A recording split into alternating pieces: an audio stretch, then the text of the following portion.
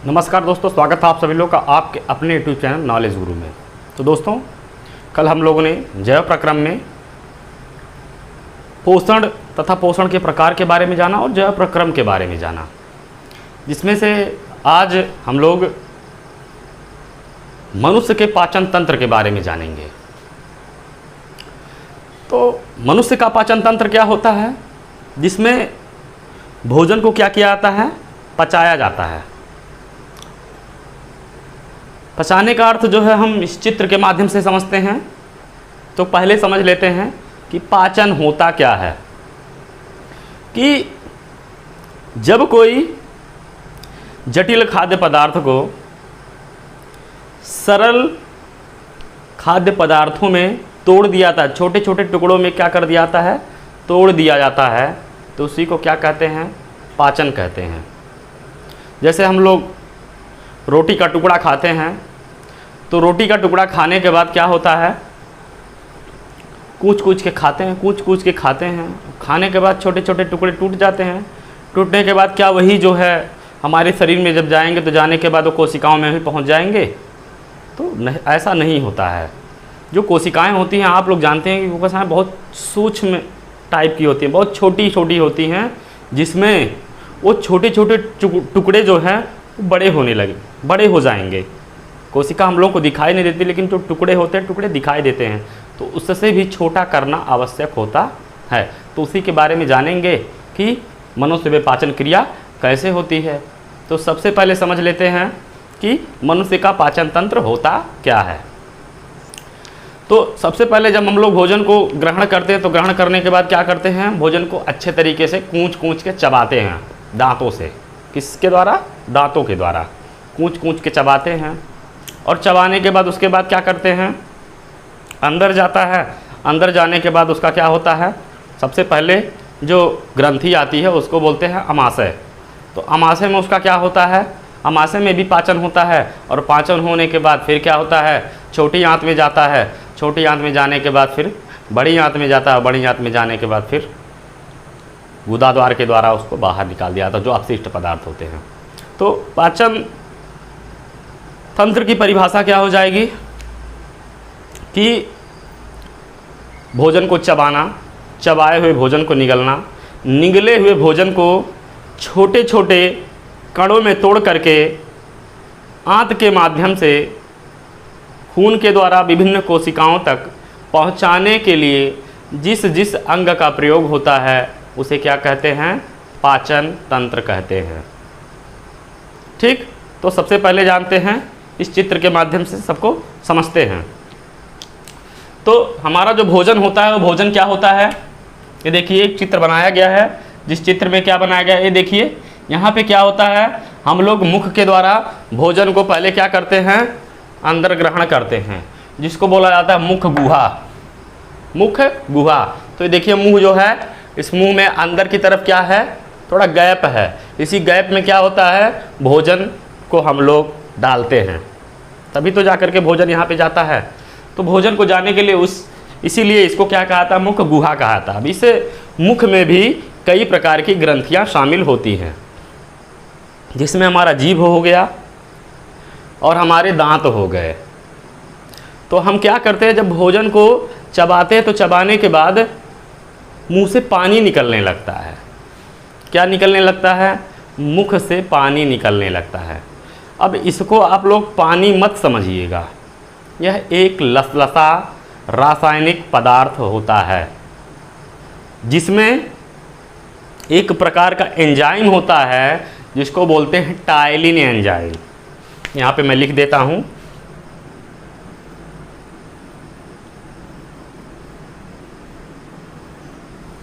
Ptyalin enzyme. इस ptyalin enzyme से क्या होता है, जो हम लोग भोजन ग्रहण करते हैं वो बहुत ही जटिल खाद्य पदार्थ होता है।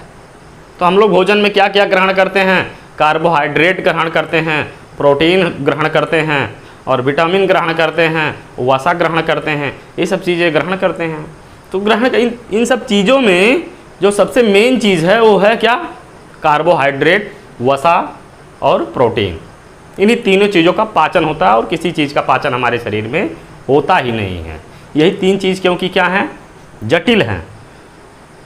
और सब चीज़ों को तो जो हमारा शरीर होता है, हमारा शरीर और सब चीज़ों को अवशोषित कर लेता है। जैसे खनिज लवण हो गया, और क्या हो गया कि जो विटामिन है, विटामिन को क्या कर लेता है, एब्जॉर्ब कर लेता है, अवशोषित कर लेता है। लेकिन जो कार्बोहाइड्रेट होता है, प्रोटीन होता है, और वसा मतलब फैट, वो होता है तेल, जो होता है तेल ओल होता है, तो उन सब चीज़ों को हमारा शरीर जो है उस तरीके से अवशोषित नहीं कर पाता है जिस तरीके से और को कर लेता है, क्योंकि ये क्या होते हैं, जटिल खाद्य पदार्थ होते हैं।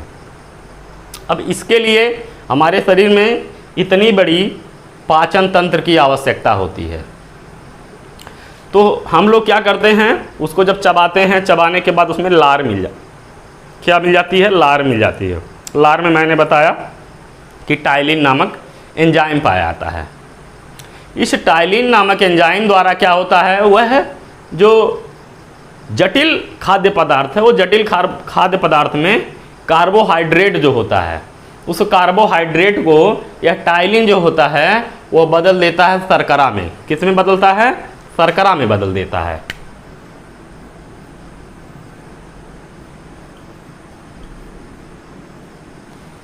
शर्करा में बदल देता है।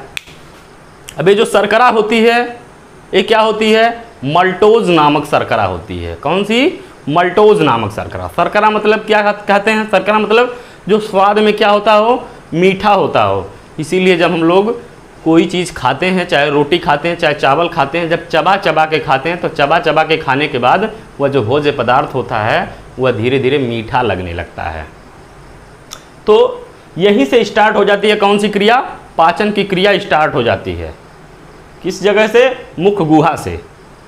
अब जब इस तरीके से यह शर्करा में तब्दील हो गया, बदल गया, बदलने के बाद लार में कुछ पानी की मात्रा भी होती है, जो पानी के द्वारा लसलसा पानी होता है, जो भोजन को क्या कर देता है, लुगदी बना देता है।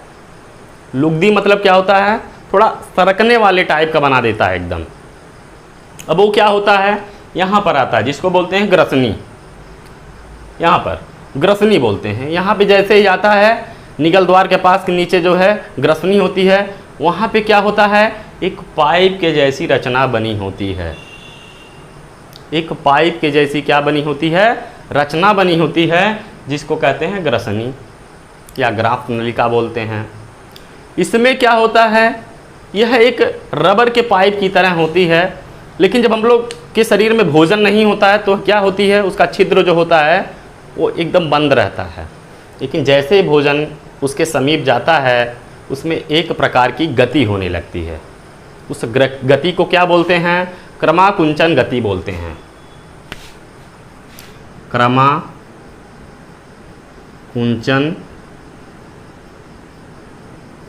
गति बोलते हैं। अब यह क्रमाकुंचन गति क्या होता है, जैसे कोई पाइप है, तो पाइप होने के बाद वो ऐसे है ना, ऐसे सीधी है ना, तो सीधी होने के बाद ऐसे होगा, ऐसे होगा, ऐसे होगा, इस तरीके से। मतलब एक बार चौड़ा होगा, एक बार पतला होगा, एक बार चौड़ा होगा, एक बार पतला होगा, ऐसे करके होगा।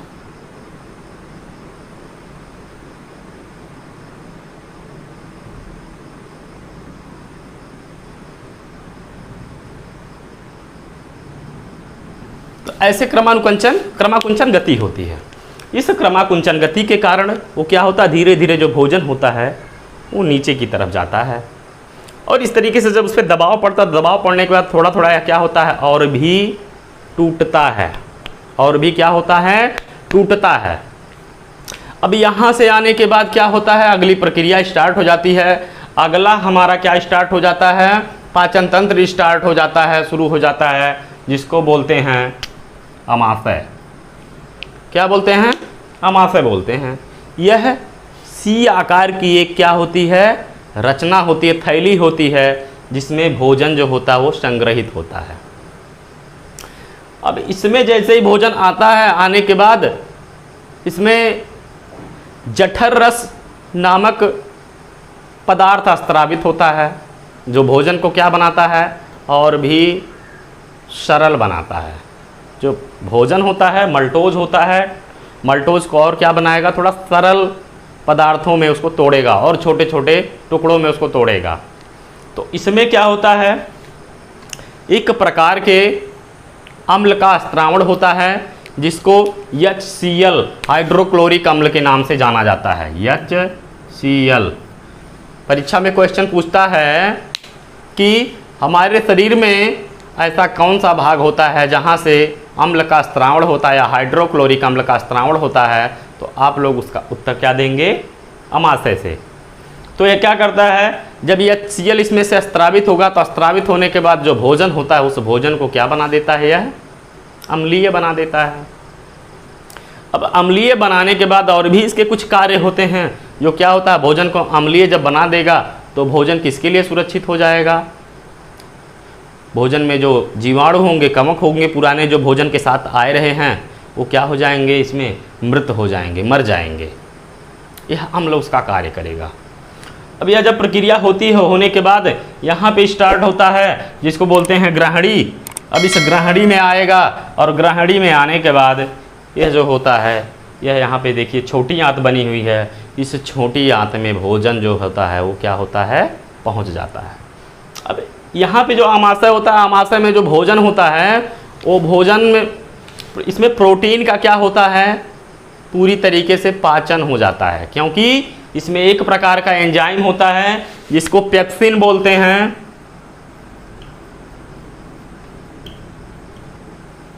पेप्सिन बोलते हैं। यह पेप्सिन एंजाइम क्या करता है, प्रोटीन को पचा देता है। अच्छे तरीके से भी नहीं पचाया है, मतलब यहाँ पे उसको तोड़ देगा। जैसे यहाँ पे प्रोटीन का क्या हुआ, उसका कार्बोहाइड्रेट का यहाँ पे पाचन हुआ। पाचन होने के बाद यहाँ पे क्या होता है, और भी चीज़ों का पाचन होता है, लेकिन प्रोटीन जो होता है, प्रोटीन को कौन पचाता है, यहाँ पे पेप्सिन नामक पाचक एंजाइम होता है, प्रोटीन पाचक एंजाइम इसको पचाता है। और पचाने के बाद इसको भेज दिया कहाँ जाता है, छोटी आंत में भेज दिया जाता है, जिसको क्षुद्रांत्र बोलते हैं।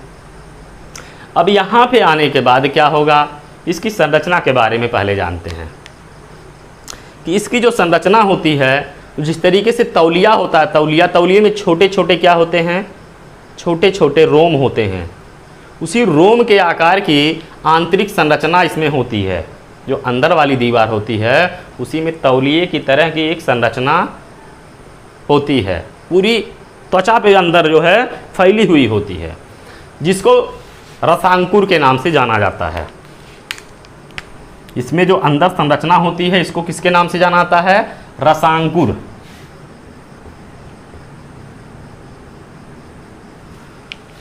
अब रसांकुर के रूप में क्या होती है, फैली होती है। दूसरा नंबर क्या होता है कि इसमें से एक प्रकार का लसलसा पदार्थ निकलता है। एक प्रकार का क्या निकलता है, लसलसा पदार्थ निकलता है। यह पदार्थ क्या करता है, यह पदार्थ जो होता है भोजन को और भी क्या करता है, पीसता अच्छे तरीके से और उसको और भी अच्छे तरीके से तोड़ देता है। उसके बाद इसमें यहाँ पे देखिए एक प्रकार की ग्रंथि होती है जिसको पित्ताशय बोलते हैं। यह पित्ताशय क्या होता है, पित्ताशय का निर्माण कहाँ होता है, यहाँ पे देखिए लीवर बना हुआ है, जिसको क्या बोलते हैं, हिंदी में यकृत बोलते हैं, और कुछ लोग इसको जिगर के नाम से भी जानते हैं। गांव की भाषा में इसको कलेजी के नाम से भी जाना जाता है। जैसे कुछ लोग समझते हैं कलेजी जो होता है, कलेजा, जैसे जाते हैं ना कोई चीज़ लेने, तो लेने के बाद बोलते हैं कहीं मीट मछली, मीट या बकरा लेने जाएंगे, उसका मांस लेने जाएंगे, तो लेने के बाद क्या कहेंगे, हमको कलेजी चाहिए उसका। तो वो लोग क्या जानते हैं, जो कलेजी होता है उसका हृदय होता है, जिसे बोला जाता है कि मैं आपके लिए अपना कलेजा निकाल करके दे दूंगा। तो कुछ लोग जानते हैं कि कलेजा जो होता है दिल होता है, हृदय होता है, लेकिन हृदय नहीं होता है। इसी यकृत को ही क्या बोला जाता है, कलेजा बोला जाता है।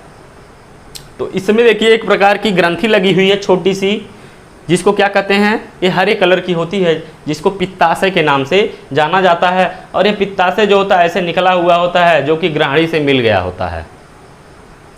अब यह इधर भोजन जो था क्या था, कैसा था, अम्लीय था। अम्लीय होने के कारण यहाँ पे जैसे ही आया उसमें क्या मिल गया, क्षार मिल गया, क्योंकि जो पित्त होता है यह एक क्षारीय पदार्थ होता है। अब जब पित्त मिल जाएगा तो पित्त मिलने के बाद आप लोग, मैंने पहले चैप्टर में बताया कि जब अम्ल और क्षार की पारस्परिक क्रिया होती है तो बनता क्या है, लवण बनता है। अब यहाँ से जा कर के जो भोजन अम्लीय है वो अम्लीय भोजन यहाँ से परिवर्तित हो जाएगा किसमें, उदासीन में, अर्थात लवणीय भोजन में परिवर्तित हो जाएगा। ना अम्ल रहेगा और ना ही क्षार रहेगा। और इसमें एक प्रकार का और पदार्थ पाया जाता है जिसके कारण जो मल होता है, मल का जो रंग होता है वो क्या हो जाता है, पीला हो जाता है। बिलिरुबिन नामक एक पदार्थ पाया जाता है जिसके कारण जो मल होता है वो मल किस कलर का हो जाता है, पीले कलर का हो जाता है। बहुत लोग ऐसा पूछते हैं कि सर हम लोग दूध पिए या कोई चीज़ खाएं, चावल खाएं या कोई चीज़ खाएं, लेकिन मल का कलर जो होता है वो कैसा हो जाता है, पीला क्यों हो जाता है? तो उसका यही कारण होता है कि ये जो पित्ताशय होता है, पित्ताशय निकलने वाला जो पित्त होता है उसमें एक प्रकार का पदार्थ होता है जिसके कारण जो मल होता है, मल का रंग जो होता है वो कैसा हो जाता है, पीला हो जाता है। तो यहाँ से आने के बाद मैंने बताया कि छोटी आंत में आता है, और छोटी आंत जो होता है इसमें भी कई प्रकार के रस स्रावित होते हैं जो क्या करते हैं, भोजन जो होता है, भोजन को क्या करते हैं और भी छोटे छोटे कणों में बदल देते हैं। ऐसा बदलते हैं कि ये जो शर्करा होती है, शर्करा किस में बदल जाती है, ग्लूकोज में बदल जाती है। और जो मतलब प्रोटीन है, प्रोटीन किस में बदल जाती है, एमिनो अम्ल में बदल जाती है। तो इसमें बदलने के बाद क्या होगा, अब जो यहाँ पे वसा बचता है उस वसा का क्या होता है, वसा जो होता है थोड़ा बड़े बड़े बूंदों में वहाँ पे बिखरा हुआ होता है। तो उसमें क्या होता है, इमल्सीकृत अभिक्रिया होती है। इमल्सीकृत अभिक्रिया होने के बाद जो वसा होता है वो वसा क्या हो जाता है और भी छोटे छोटे टुकड़ों में टूट जाता है, मतलब एकदम सरल टुकड़ों में टूट जाता है। अब वह क्या हो जाता है, इन्हीं जो छोटी आंत में रसांकुर उपस्थित हैं उस रसांकुरों के द्वारा वह क्या कर लिया जाता है, अवशोषित कर लिया जाता है। और इसमें उस समय क्या होता है, छोटी आंत में ब्लड का दौड़ा बहुत तेज़ी से होता है, खून जो होता है बहुत तेज़ी से इसमें चलता है, जिसके कारण यह अवशोषित हो जाता है। ये देखिए, ये जो पूरा पाचन तंत्र है यहाँ से लेकर के यहाँ तक, इसकी जो लंबाई है 4.5 मीटर के आसपास होती है, इसकी पूरी लंबाई। अब यहाँ पे क्या होता है कि लोग कहते हैं कि जो हमारी आहार नाल है वो हमारी आहार नाल कितनी है, यहीं तक है, लेकिन यहाँ तक ना है, नहीं है। वह आहार नाल जो है यहीं से स्टार्ट होती, स्टार्ट होने के बाद जो गुदा द्वार होता है, इस गुदा द्वार कितनी लंबी होती है। तो वह अवशोषित हो गया। भोजन, भोजन में जो उपस्थित क्या है, जो उसके आवश्यक मूल तत्व हैं जिसको हमें आवश्यकता है वो क्या हो गए, इसमें से अवशोषित हो गए। अब अवशोषित होने के बाद क्या होता है, जल का अवशोषण यहाँ पर नहीं होता है। जल का अवशोषण यहाँ पे क्या होता है, नहीं होता है। कहाँ होता है, यहाँ पे छोटी आंत में जल का अवशोषण नहीं होता है। तो यहाँ से जो मतलब भोजन जो मतलब होता है, जो कि ऐसा होता है कि वो मतलब यहाँ पे पाचन जिसका नहीं हो पाता है वो क्या होता है, यहाँ पर आता है। और आने के बाद देखिए ये बड़ी आंत है, ये बड़ी आंत क्या होती है, यहाँ से स्टार्ट होती है, स्टार्ट होने के बाद इधर से आकर के यहाँ पे इसकी अंत हो जाती है। तो यहाँ से वह आता है जो भोजन क्या होता है, जिस भोजन में क्या होता है, जल की मात्रा पूरी तरीके से उसी तरीके से रहती है। केवल क्या रहता है, प्रोटीन, कार्बोहाइड्रेट और वसा का क्या कर लिया जाता है, यहाँ पे अवशोषण कर लिया जाता है। लेकिन कुछ बचे हुए होते हैं जिनको यहाँ पे भेज दिया जाता है बड़ी आंत में। अब बड़ी आंत क्या करता है, बड़ी आंत में भी उसी प्रकार की संरचना होती है। यहाँ पे देखिए एक नीचे जो है एक छोटी सी संरचना है जिसको परिशोषिका के नाम से जाना जाता है। इसमें क्या होते हैं कि जीवाणु जो है भरे होते हैं, जो कि भोजन का क्या करते हैं, पाचन भी करते हैं, कई प्रकार के प्रोटीन विटामिन का भी निर्माण करते हैं। लेकिन क्या होता है, कभी कभार क्या होता है, ये इसको परिशोषिका को क्या कर देते हैं, थोड़ा ज़्यादा मतलब संक्रमित कर देते हैं। और संक्रमित करने के कारण एक प्रकार का रोग हो जाता है, जिस रोग से आदमी जो होते हैं बहुत प्रभावित हो जाते हैं, मृत्यु तक भी हो जाती है ऐसे रोग के कारण। अब यहाँ पे क्या होगा, जो भोजन होगा वो भोजन यहाँ से होते हुए जाएगा, और जिसमें इस भोजन में जो मतलब अपशिष्ट भोज्य पदार्थ था जिसमें जल की मात्रा थी वो यहाँ पे पहुँचेगी। पहुँचने के बाद इसमें भी रसांकुर के टाइप की रचना पाई जाती है। वो क्या कर लेती है, जो जल होता है जल को क्या कर लेती है, एब्जॉर्ब कर लेती है, अवशोषित कर लेती है। और अवशोषित करने के बाद क्या होता है कि यह जो होता है एक ठोस पदार्थ के रूप में रह जाता है। और इसमें जो प्रोटीन बचा हुआ था, जो मतलब यहाँ पे पाचन नहीं हो पाया था छोटी आंत में, उसका भी क्या हो जाता है, पाचन यहाँ पे हो जाता है। होने के बाद ऐसे ऐसे होते हुए जाते जाते या क्या होता है, यहाँ पे एक अवरोधक के टाइप की क्या हो जाती है, रचना होती है, जिसमें क्या हो जाता है कि जो है पदार्थ होता है अपशिष्ट पदार्थ हो जाता है, वो रुकता है और इसे छिद्र के द्वारा वो क्या हो जाता है, शरीर से बाहर हो जाता है। अब एक चीज़ पे ध्यान देते हैं कि जो लोग शाकाहारी जीव होते हैं, जो शाकाहारी जीव होते हैं, जैसे कौन हो गया, गाय हो गई, भैंस हो गई, बकरी हो गई, या ऐसे कई प्रकार के जीव हो गए, जंतु हो गए, जो क्या करते हैं, केवल शाकाहारी होते हैं, पेड़ पौधों को ही अपना भोजन बनाते हैं। उन लोगों की जो छोटी आंत होती है बहुत ही क्या होती है, लंबी होती है। ऐसा नहीं होता कि सबका एक ही बराबर का आंत होता है, छोटी आंत। जो शाकाहारी जीव होते हैं उनकी छोटी आंत क्या होती है, बहुत ही लंबी होती है। इसीलिए इन लोगों के जो मतलब पेट होता है, पेट बहुत बड़ा होता है।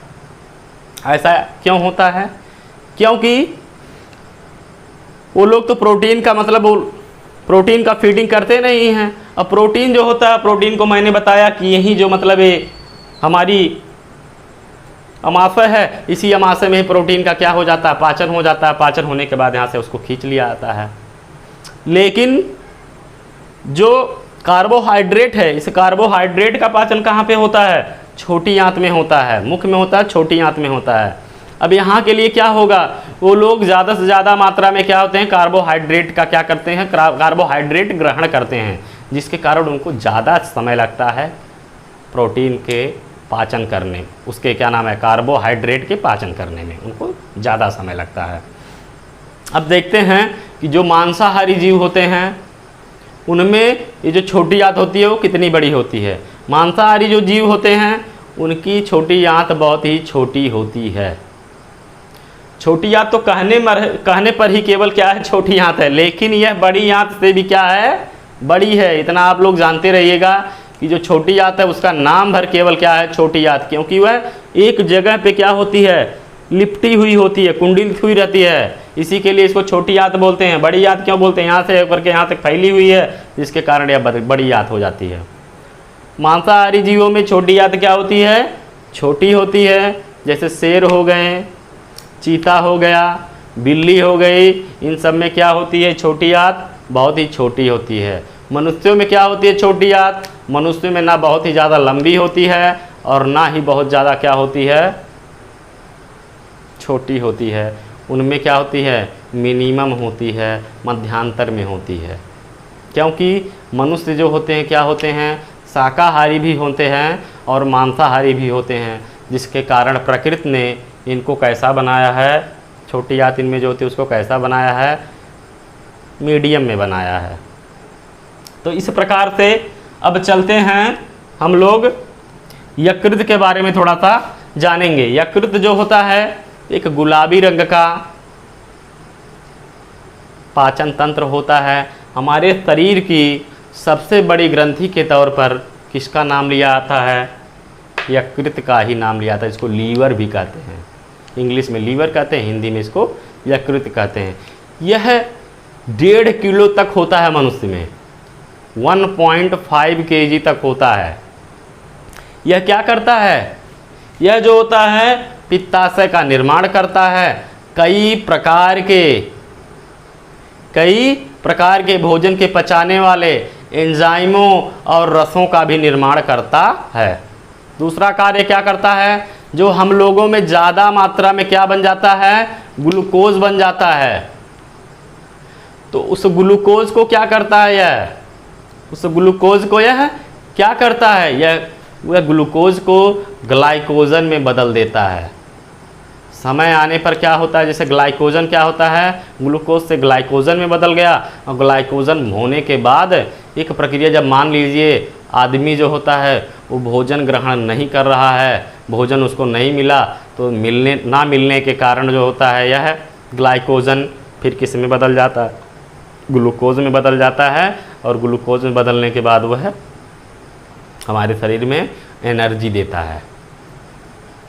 अब चलते हैं क्या होता है, यहाँ पे देखिए एक रचना बनी हुई है जिसको अग्नाशय के नाम से जाना जाता है। अग्नाशय,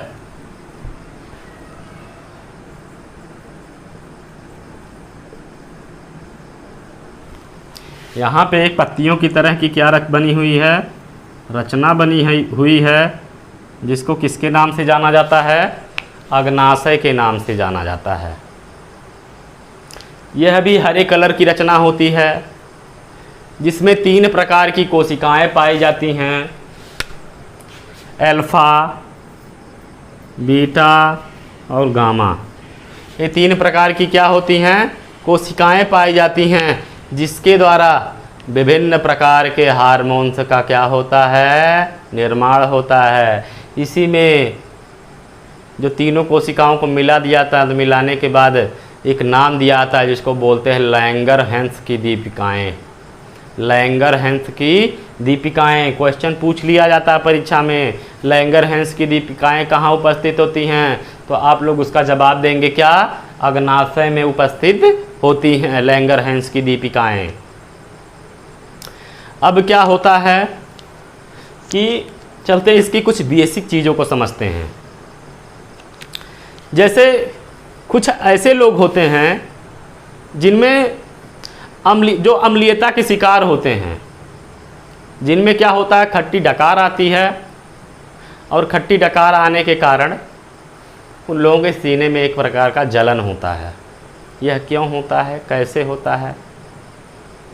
तो यह जो होता है वो मान लीजिए आप भोजन ग्रहण कर रहे हैं और ग्रहण करने के पश्चात ऐसे प्रतिदिन जब एक समय पर भोजन आप ग्रहण करते हैं तो ग्रहण करने के पश्चात जो हमारी पाचन ग्रंथियां होती हैं उसी समय पे स्थिर हो जाती है। जैसे मान लीजिए आप 9 बजे भोजन ग्रहण करते हैं शाम के टाइम, और सुबह के टाइम भी 9 बजे भोजन ग्रहण करते हैं, तो ये जो पाचन ग्रंथियां होती हैं 9 बजे क्या हो जाती हैं? आपको भोजन आप किए या ना किए उसी समय, चाहे किए हो चाहे ना किए उसी समय, अगर आप कंटिन्यू कर रहे हैं तो तब की बात मैं कर रहा हूँ, उसी समय पाचन ग्रंथियाँ क्रमानुकंचन की गति करने लगती हैं और ये पाचन ग्रंथियाँ सक्रिय हो जाती हैं।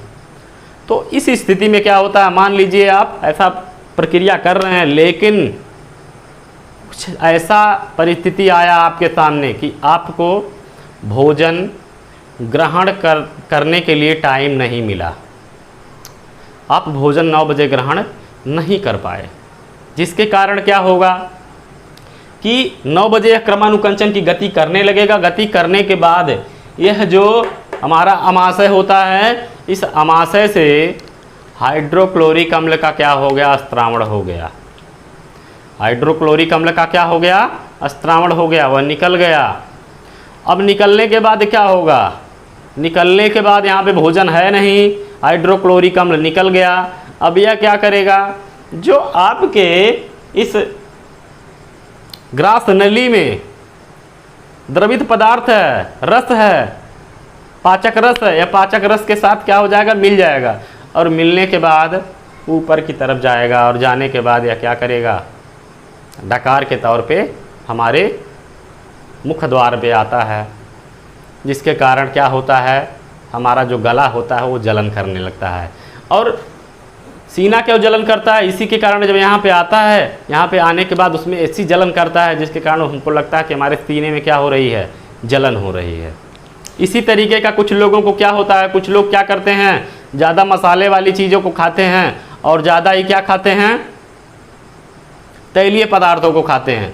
तो जब मसाले वाली चीज़ है तैलीय पदार्थों को खाएंगे तब भी क्या होगा? अमाशय से हाइड्रोक्लोरिक अम्ल का स्त्रावण ज़्यादा मात्रा में हो जाएगा, और ज़्यादा मात्रा में होने के कारण वह फिर क्या करेगा? यही प्रक्रिया करेगा, जिसके कारण क्या होता है? खट्टी डकार आती है। इसलिए आप लोग क्या करिए? समय समय पे भोजन ग्रहण कीजिए, आपका शरीर भी क्या रहेगा? स्वस्थ रहेगा, और आप भी स्वस्थ रहेंगे। अब आगे क्या होता है कि कुछ लोग क्या करते हैं? कहीं दौड़ करके आ रहे हैं या कोई कार्य करके आ रहे हैं, कार्य करके आने के बाद क्या करने लगे? भोजन को ग्रहण करने लगे, या भोजन ग्रहण करने के बाद ही क्या करने लगे? कोई कार्य करने लगे, दौड़ने लगे, खेलने लगे, कूदने लगे। तो यह क्या होता है कि जब हम भोजन ग्रहण कर लेते हैं तो करने के बाद हमारे शरीर का आधा खून जो होता है वो पाचन ग्रंथियों में आ जाता है, क्योंकि इसमें क्रमानुकंचन की गति हो रही है, और गति होने के साथ साथ छोटी आंत में जो ग्लूकोज है, अमीनो अम्ल है और सारी चीज़ें हैं, इन सब का क्या हो रहा है? अवशोषण हो रहा है और खून में मिल रहा है। खून में मिलने के बाद खून जो रहा, दिल जो है वो खून को कहाँ कहाँ भेज दे रहा है, प्रत्येक कोशिकाओं में भेज दे रहा है, जिससे ग्लूकोज प्रत्येक कोशिकाओं में पहुँचे और पहुँचने के बाद क्या हो, ऊर्जा का निर्माण हो।